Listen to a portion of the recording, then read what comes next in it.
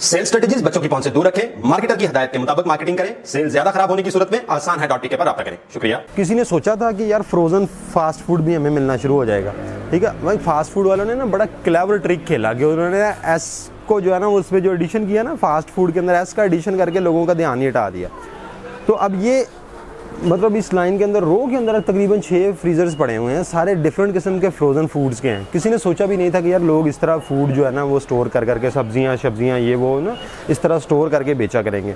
मगर at the and देखें कि इस चीज़ की ये भिंडियाँ हैं वो प्रॉपरली, हाँ वो मतलब लिटरली वो मेरे ख्याल से मैंगो है। हाँ मैंगो बिल्कुल।